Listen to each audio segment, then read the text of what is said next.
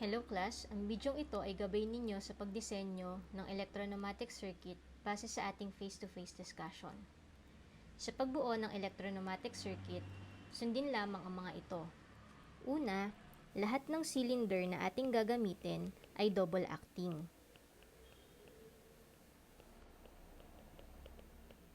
Narito ang symbol ng double acting cylinder. Maaari din kayong mag-refer sa ating information sheet number 2. Ikalawa, lahat ng directional control valve ay 5-2-way double solenoid.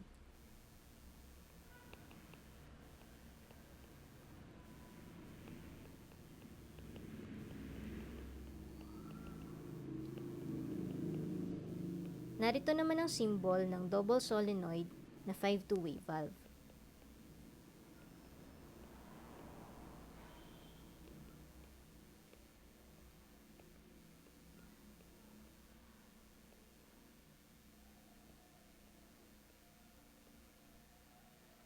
Ikatlo, lahat ng limit switch na ating gagamitin sa circuit design ay open.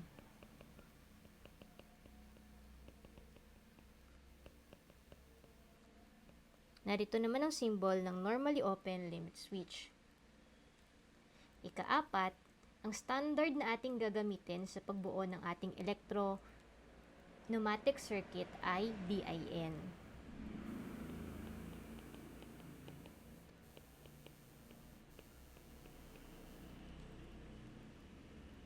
Ikalima, lahat ng relay ay nakalatch, maliban sa reset.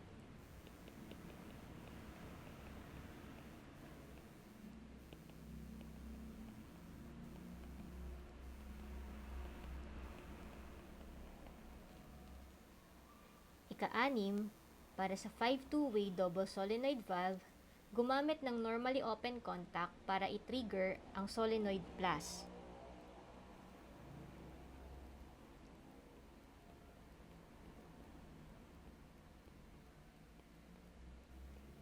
Narito ang plus solenoid at narito ang normally open na contact.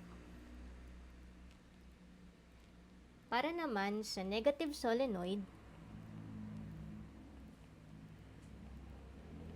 gumamit ng normally closed contact ng relay na may kaparehong label. Narito ang normally closed contact at narito ang negative solenoid.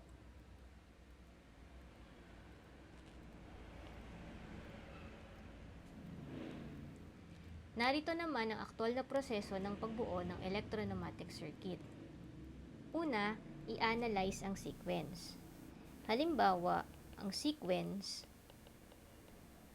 ay A plus, A minus. I-drawing ang cylinder upang magkaroon ng visual representation. Narito ang ating cylinder A, meron itong limit switch na A0 para sa retract position at A1 para sa extend position. Ang initial position ng cylinder ay retract.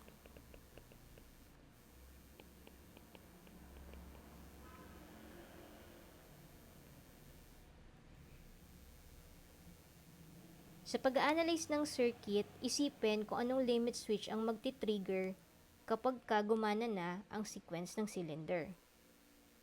Halimbawa, sa A+, ang cylinder ay mag-e-extend. Sabihin, ang matitrigger na limit switch ay A1. Sa A- naman, magre-retract ang cylinder. Ibig sabihin, ang matitrigger na limit switch ay A0. A+, A1, A-, A0. Isa pang halimbawa. Ang sequence ay A+, B+, A-, B-. Sa pag-analyze ng sequence, mapapansin na mayroong dalawang letra. Ang ibig sabihin, mayroong dalawang cylinder. Cylinder A at cylinder B. I-drawing ulit ang representation ng dalawang cylinder. cylinder A, cylinder B.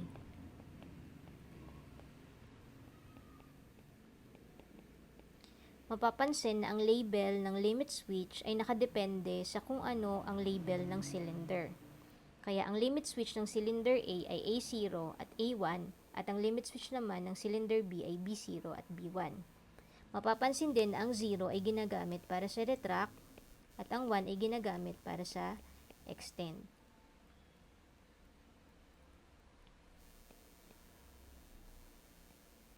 Ang A+ ay ang pag-extend ng cylinder A. Sabihin, ang limit switch na matitrigger ay A1. Sa B+ naman, ang B cylinder ang mag-e-extend. Kaya ang matitrigger na limit switch ay ang B1. Sa A- naman, magre-retract ang cylinder. Kaya ang matitrigger na limit switch ay A0. Sa B-, magre-retract ang cylinder B at ang matitrigger ay B0. Kaya ang sequence ay A+,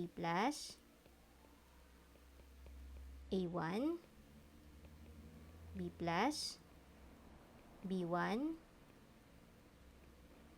A-, A0, B-, B0.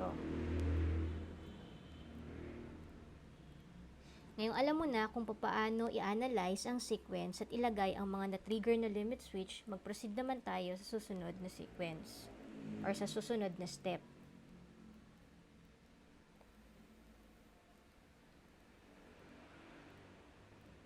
Base sa sequence na ating na-determine,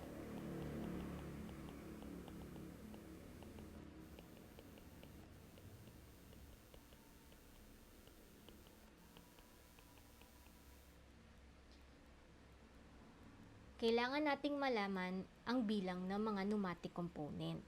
So, kung meron lamang isang letter ang isang sequence, ibig sabihin meron itong isang cylinder at meron itong isang valve. Kung ang sequence naman ay A+,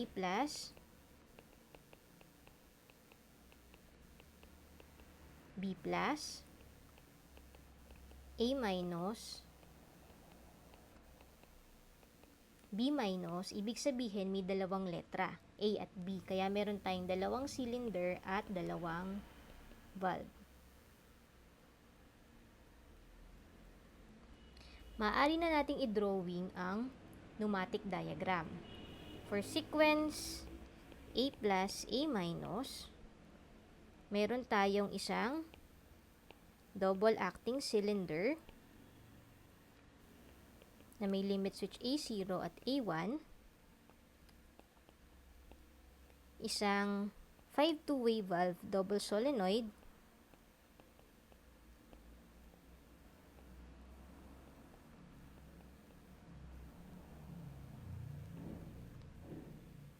kalimutang i-drawing ang compressed air at ang exhaust.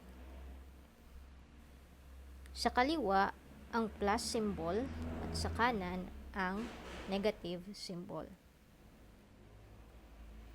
Narito ang kumpletong diagram ng pneumatic diagram para sa sequence A+, A-.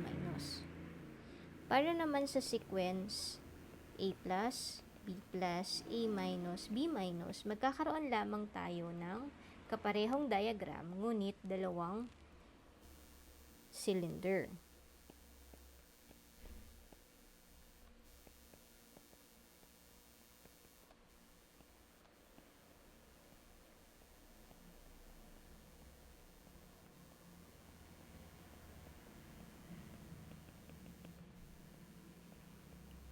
I-check ng mabuti ang label na nilalagay sa inyong mga diagram. I-check din kung konektado ang inyong mga ports, ang inyong compressed air at ang inyong exhaust.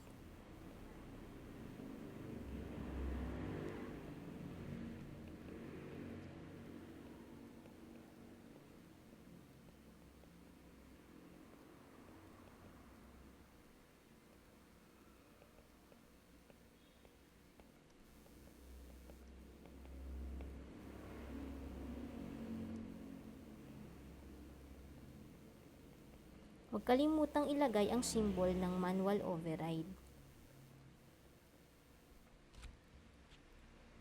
Narito na ang ating diagram para sa A plus B plus A minus B minus.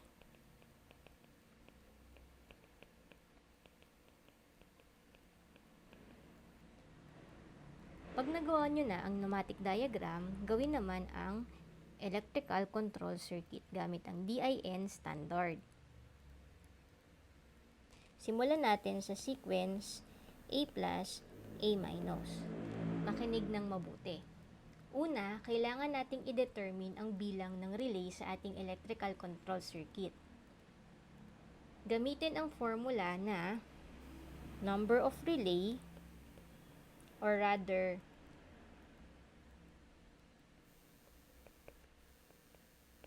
number of relay or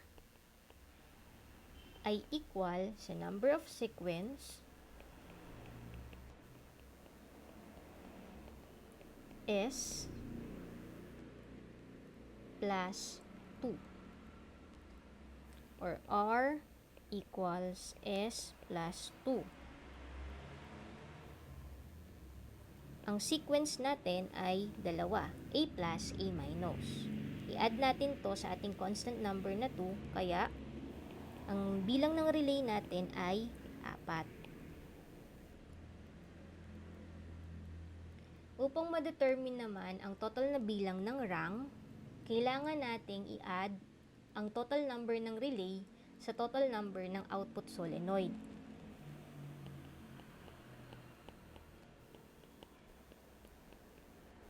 Kaya number of rung represented by letter U ay equal sa number of relay R plus number of output solenoid.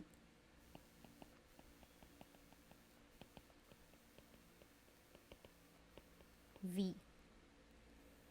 U is equals to R plus V. U is equals to R, which is yung kinompute natin kanina na 4, at V ay yung kung ilan yung ating valve or yung ating solenoid. So, sa A plus A minus, meron tayong isang valve at dalawang solenoid, yung A plus at A minus. Kaya, plus 2. Sabihin, ang bilang ng rung natin ay 6. Gagamitin natin ito sa pagbubuo ng ating control circuit.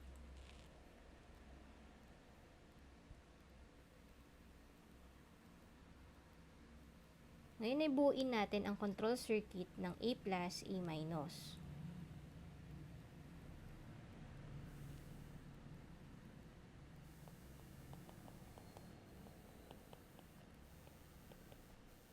Huwag kalimutang ilagay ang na-trigger na limit switch.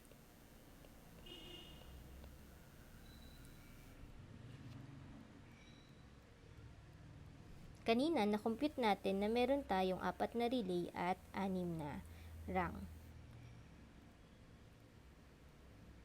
Para mas madali para sa atin na gawin ang circuit, maaari nating i-divide ang ating control circuit sa 6.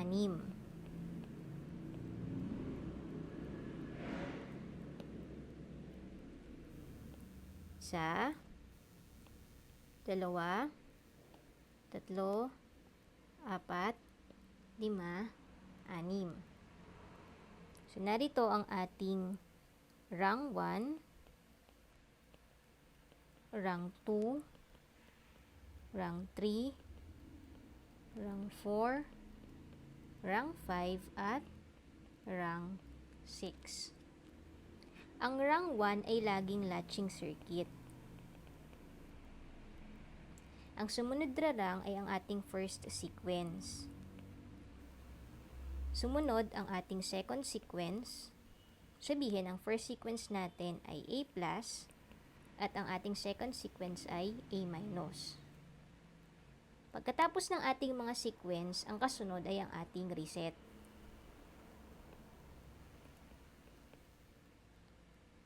Pagkatapos ng reset, ang sunod naman na rung ay para sa ating output.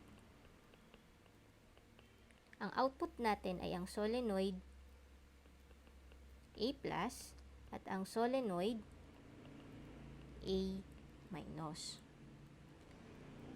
Gagamitin natin ang R1 para sa rang 1, R2 para sa rang 2, R3 para sa rang 3, at R4 para sa rang 4 sapagkat meron tayong apat na relay. Gawin na natin ang circuit. Ang latching circuit ay laging magsisimula sa normally open contact na push button na may label na PB1 na nakaseries sa normally closed contact PB2. Again, ang ating i-energize ay ang relay R1. Huwag kalimutang i-latch ang inyong circuit hanggang doon sa dulo ng normally open contact. Sa instance na ito, ang PB1. Ang label ay kamukha ng label ng ating relay, which is yung R1. Para simulan ang circuit ng rang 2, kopyahin lamang ang latch na ginamit sa rang 1, which is yung R1. Pagkatapos, ay paganahin ang relay R2. I-latch muli ang circuit gamit ang same label ng ating pinaganang relay na R2. Kopyahin ang latch R2. Pagdating dito, kailangan na nating gamitin ang limit switch. Kung matatandaan, ang A+ ay magti-trigger sa limit switch A1. At ang A- naman ang magti-trigger sa limit switch A0. Ibig sabihin, kailangan nating gamitin yung limit switch A1 para paganahin ang R3 at ang limit switch A0 para paganahin ng R4. I-include natin yon sa rang natin. Kaya sa ating rang 3, ang R2 ay kailangang i-series natin sa limit switch A1. Again, lahat ng limit switch natin ay normally open. Relay, R3 ang ating papaganahin at kailangan ulit natin itong i-latch hanggang sa normally open contact. Normally open contact ang A1 or 3. Tapos, kopyahin muli ang latch na R3, normally open, at i-series ang limit switch A0. Matatandaan na ang ating mga zero position na limit switch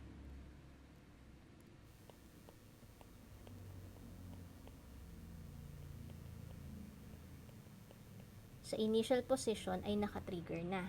Ibig sabihin, ang normally open contact ay kailangan maging normally open contact held close. So, sa lahat ng zero position, ganito ang symbol na ating idodrawing. At lahat ng 1 position, ito naman. Tandaan ninyo ito. So, A0 ay magiging normally open held close. Paganahin ang ating R4. Alalahanin na ang reset ay hindi dapat i-latch. Pagkatapos, isulat natin ang ating output. Para sa output na A+ at A-, hanapin ang relay na nagpa-trigger ng A+. In this instance, yon ang relay R2 sapagkat tinrigger nito ang A+. Gagamitin natin ang contact ng R2 na normally open at normally close para paganahin ang ating mga solenoid output. So, normally open para sa A+, solenoid, at normally close R2 naman para sa solenoid A-.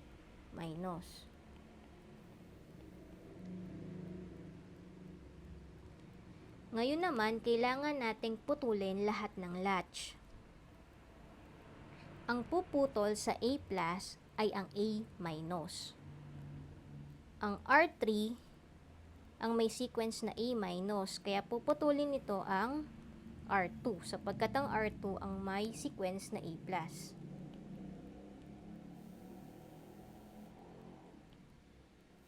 Gamit tayo ng normally close contact na R3 para sa R2. Lahat naman ng minus na makikita ninyo sa inyong circuit ay kailangang putulin ng reset. Sabihin, ng R4 na reset ang puputol sa latch ng R3 dahil ito ay may minus na sequence.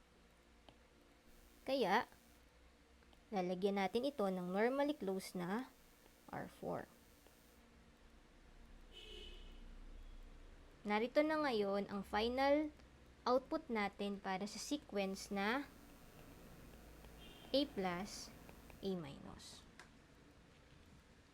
Gumawa pa tayo ng isang halimbawa.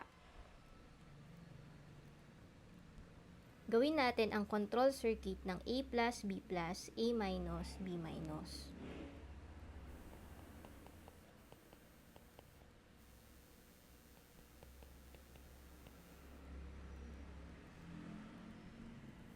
Kung matatandaan, ang A plus ay magti-trigger sa A1 limit switch, ang B plus ay magti-trigger sa B1 limit switch, ang A minus ang magti-trigger sa A0 limit switch, at ang B minus ay magti-trigger sa B0 na limit switch. Ang number ng relay ay equal sa sequence plus 2. Sabihin, ang sequence natin ay A plus, 1, B plus, 2, A minus, 3, B minus, 4. At plus 2. Kaya ang ating relay ay dapat maging 6. Para naman sa rang U, kailangan nating i-add ang relay at ang number ng solenoid valve or ng ating solenoid na output na iti-trigger. In this case, meron tayong dalawang cylinder na merong 4 na output. Sabihin, ang ating number ng rang ay equal sa 6, kasi yun yung na-compute natin, at V dahil meron tayong 4 na solenoid. Ang 4 na solenoid ay yung A plus A minus at B plus B minus. So, meron tayong 10 rang. Hopefully, magkasya ang ating circuit.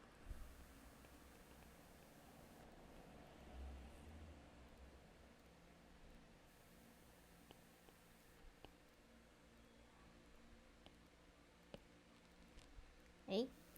So, hatiin natin sa 10. Sa 2, 3, 4, 5, 6. Pagka hindi nagkasya, gumuhit lamang ng continuation ng circuit.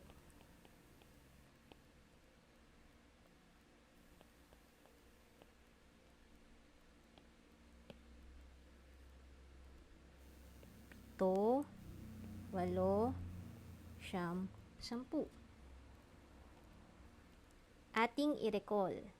Meron tayong 6 na relay. Meron tayong R1, R2, R3, R4, R5, R6. Pagkatapos ng relay, output naman.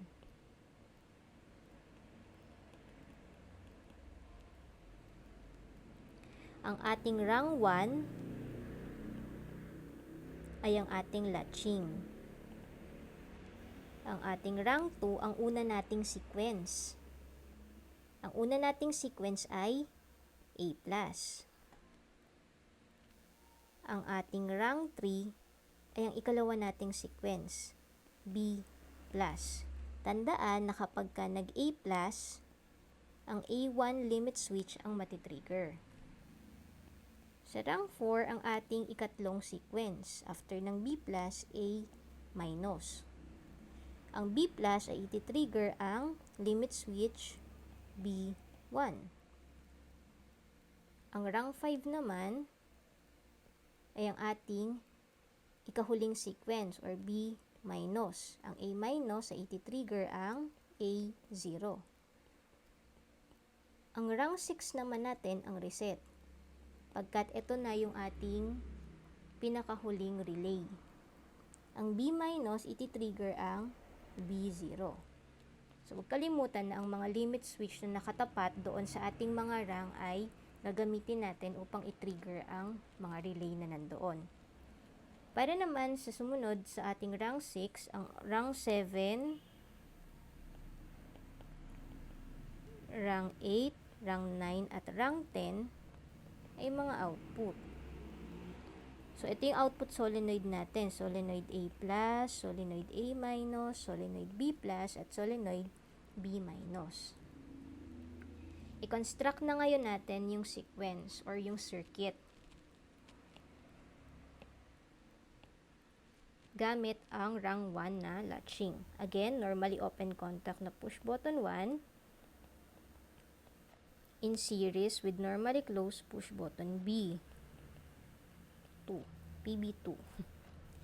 And then, iti-trigger yung relay R1. Tapos, ila-latch gamit ang same relay label na R1.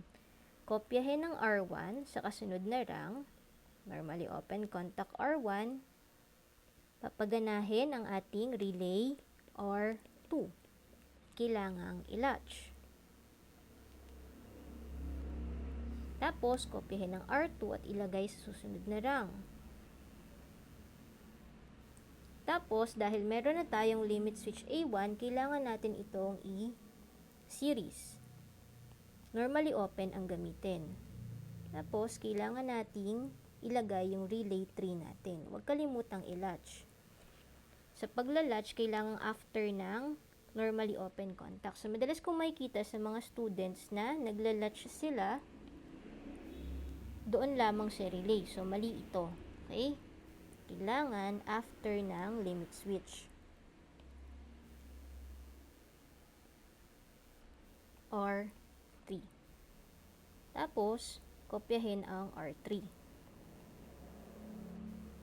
And then, ilagay ang B1 or i-series ang B1 limit switch. Paganahin ang relay R4. I-latch gamit ang R4. Kopyahin ang normally open contact R4.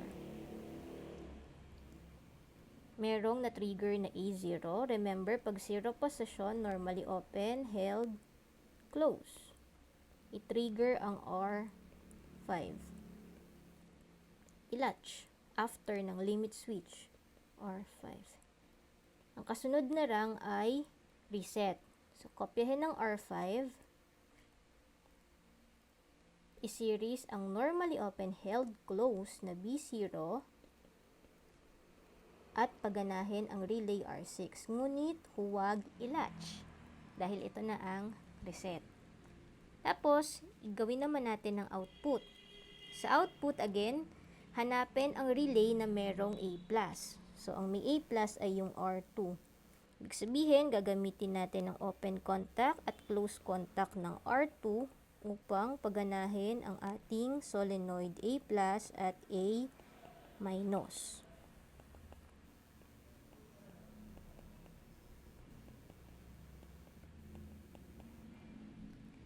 Para naman sa ating B+ at B-, hanapin ang relay na nagpagana ng B+. Relay R3. Sabihin, kailangan natin gamitin ng open at close contact ng R3 upang paganahin ang ating solenoid B+ at solenoid B-.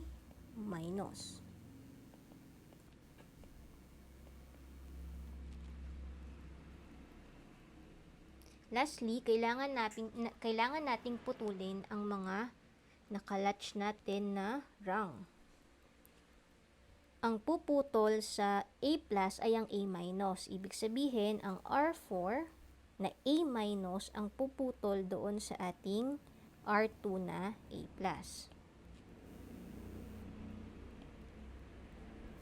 Gumamit ng normally close contact ng R4 para i-cut ang continuity ng R2. Gamitin naman ng R5 dahil ito ang B- upang i-cut ang B+. Normally close R5. Meron pa tayong natitirang mga latch na rang. Kailangan natin itong putulin upang mabalik natin sa original na state yung ating mga circuit. Sabihin, gagamitin natin yung ating reset na R6 upang putulin lahat ng mga hindi pa nakakat na latch circuit. Mapapansin din na ito yung mga minus na sequence, which is yung ating R4 at ating R5. Gamit ang R6, putulin ang connection ng R4 at ng R5. Narito na ngayon ang kumpletong way ng paggawa ng sequence ng ating A+, B+, A-, B- na electropneumatic circuit. Maaari kayong mag-refer sa aking pinost na discussion circuit number 2 sa ating Google Classroom. Maraming salamat.